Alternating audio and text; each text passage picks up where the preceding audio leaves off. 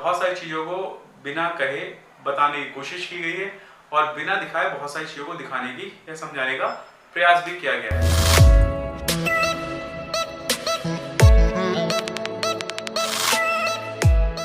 अच्छी बुरी सुखद दुखद सारी घटनाओं को मिलाकर जो तैयार हुआ उसे कहा इतिहास। जिसने भी हमारी जिंदगी पर प्रभाव डाला वो आज हमारे सामने इतिहास की शक्ल में खड़ा है।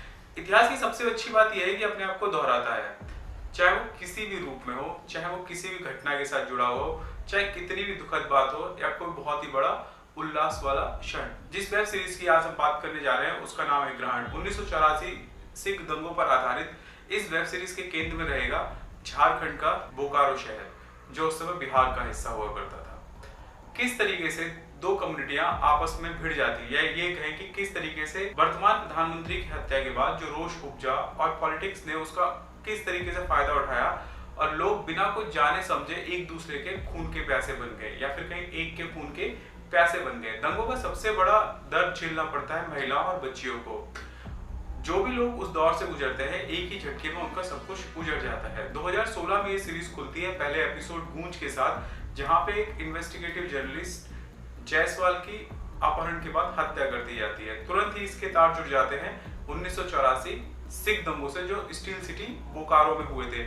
जैसे जैसे एपिसोड्स आगे बढ़ते चले जाते हैं सीरीज के, तो रोमांच का लेवल भी एक स्तर ऊपर की तरफ जाने लगता है। सीरीज आपको हर मौके पर पकड़ कर रखती है, कहीं पे भी बोर होने का चांस नहीं देती है। सबसे ज्यादा सेंसिटिविटी और ईमानदारी बरती गई है उन सीन्स में जहां पे दंगे को फिल्माया जाना था, या फिर उन जगहों पर जहां पर वो स्थिति दिखानी थी कि लोगों की उस समय क्या मनोदशा रही होगी।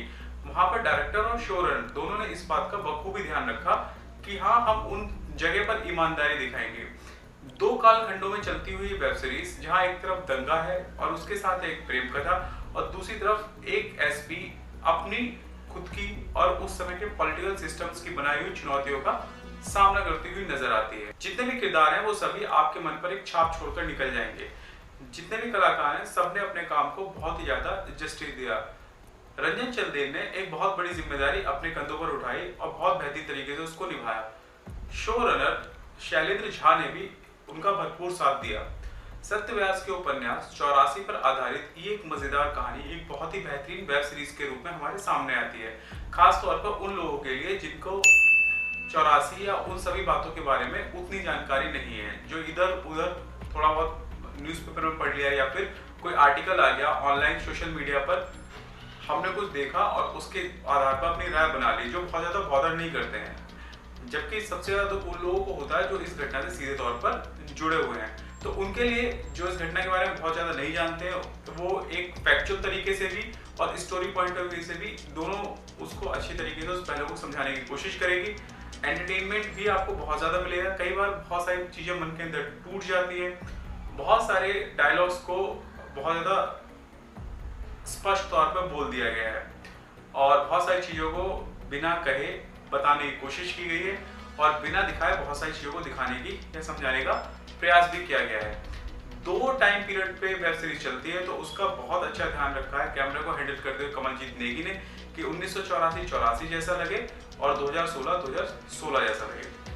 बहुत बड़ी जिम्मेदारी अपने कंधों पर लेकर चल रही थी जोया हुसैन, जिन्होंने अमृता सिंह का किरदार प्ले किया। गुरसेवक के किरदार में पवन राज मल्होत्रा और ऋषि के किरदार में अंशुमन पुष्कर, और मनु का जो किरदार प्ले किया वामिका गब्बी, इन सभी ने अपने किरदार के साथ बहुत ही ज्यादा न्याय किया है।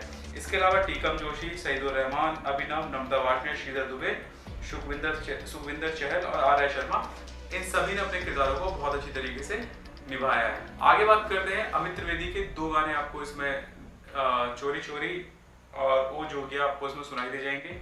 इसके अलावा वरुण ग्रोवर की कविताएं भी आपको पूरी की पूरी सीरीज में साथ में चलती हुई नजर आएंगी। क्यों देखनी चाहिए वेब सीरीज? ये वेब सीरीज आप इसलिए देखें कि आपको एक तो फैक्चुअल पॉइंट ऑफ व्यू से भी देखनी चाहिए। अगर आपके अंदर सेंसिटिविटी है तब भी आप इसको देख सकते हैं।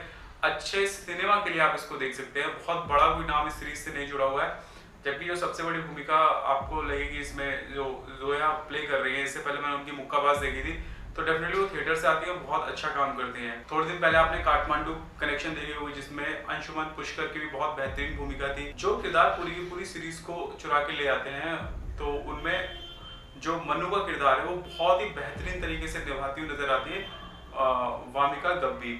वामिका ने इतनी बेहतरीन तरीके से उस किरदार को पिकअप किया है कि वो सारे किरदारों पर भारी पड़ जाता है।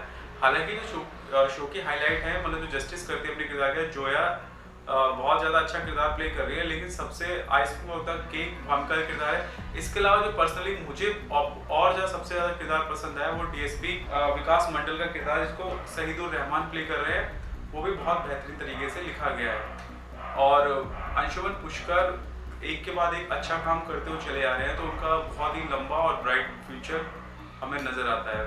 तो आप देख सकते हैं 40 से 50 मिनट के एपिसोड हैं, जो गूंज, यूं ही प्रेम आएगा, और इसके अलावा एक दीवाना था, सात के खिलाफ, इस तरीके के नाम के साथ हमारे सामने एक के बाद एक आते चले आते हैं। सीरीज आपको एंटरटेन करके रखती है, बांध के रखती है। आप इसको डेफिनेटली एक चांस दे सकते हैं और आप ऐसा कंटेंट एंजॉय करेंगे, ऐसी मेरी पूरी उम्मीद है। तो आपके पास अगर है थोड़ा बहुत टाइम, तो आप जरूर एक बार जाके देखें ग्रहण, और इस वेब सीरीज पे ग्रहण लगने से बचाएं, क्योंकि बहुत सारी अच्छी कहानियाँ छूट जाती हैं। तो इस वीकेंड आप ग्रहण को एक चांस जरूर दें। ये थी हमारी पैसा पर कहानी।